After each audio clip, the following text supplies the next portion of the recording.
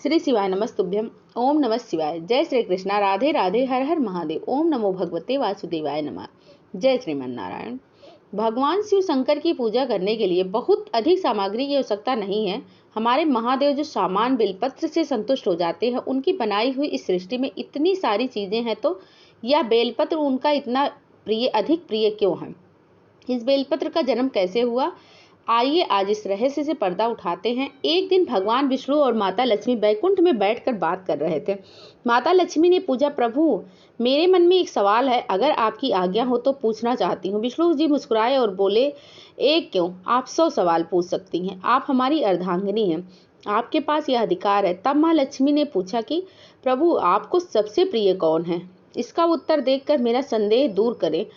विष्णु जी ने जवाब दिया, आपको क्या पता नहीं है प्रिय, मेरे भक्त मेरे सबसे अधिक प्रिय हैं और सभी प्रिय भक्तों से सबसे प्रिय हैं महादेव शिव।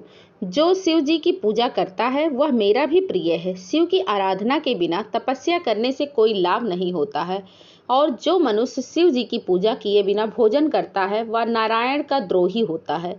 यह सुनकर माँ लक्ष्मी खुश होकर बोली, प्रभु तो फिर मैं तो इस सुख से वंचित हूँ। मैंने आज तक एक बार भी शिव जी का पूजन नहीं किया है।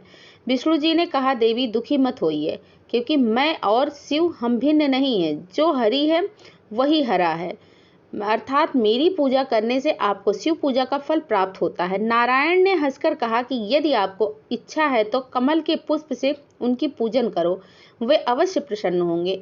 अपने पति की बात सुनकर माँ लक्ष्मी शिव जी का पूजन करने के लिए तैयार हुई। फिर एक दिन सुबह सुबह वे संसारी सरोवर में 108 कमल के फूल लेकर आई और ओम नमः शिवाय का जाप करते हुए शिवलिंग पर अर्पण करने लगी।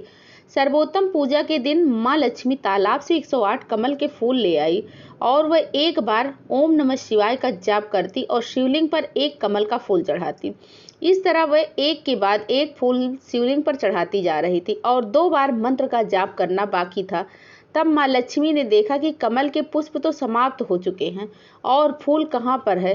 एक बार नहीं 3 बार गिन चुकी हूँ, कहाँ गए 2 फूल, किसने लिए? माँ लक्ष्मी चिंतित हो गई।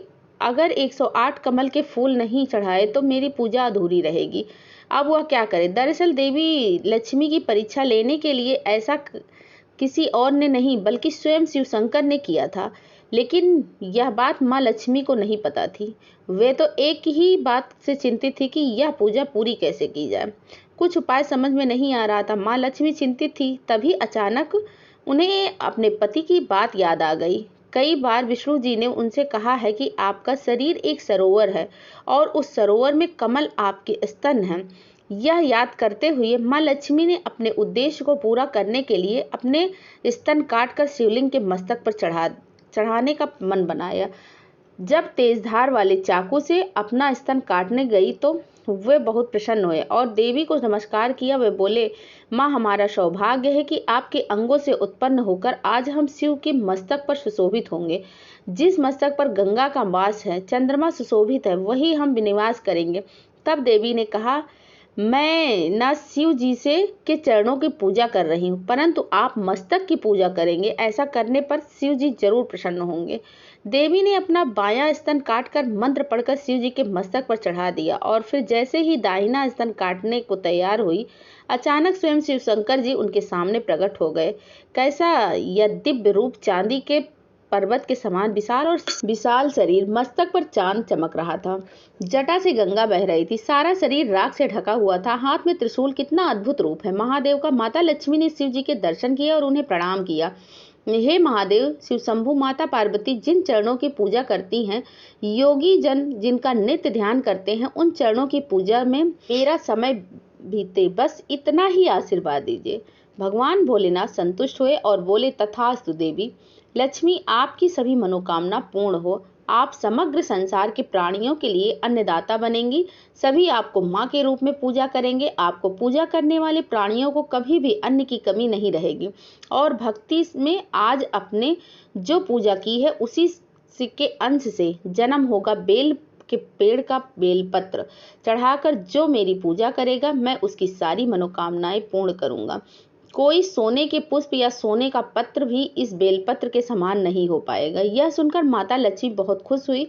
शिव जी ने फिर कहा, एक बात और सुनो देवी, जो भक्त बेलपत्र पर चंदन लगाकर चढ़ाएगा उसे मोक्ष की प्राप्ति होगी। बाद में शिव जी के आशीर्वाद से माँ लक्ष्मी का शरीर फिर से पहले जैसा हो गया। आशीर्वाद देकर शिव जी चले गए। फिर तुरंत ही शिवलिंग पर स्तन कमल से बेलपत्र के पेड़ का जन्म हुआ और पलक झपकते ही शाखाएं फैल गई, बेलपत्र से भरपूर हो गई और इंद्र, विष्णु, महेश तथा सभी देव देवियों ने पुष्प वर्षा की। वे सभी आए और उस पेड़ के पास पहुंचे। फिर एक स्वर में सभी ने कहा, ओम नमः शिवाय, ओम नमः शिवाय, ओम नमः शिवाय।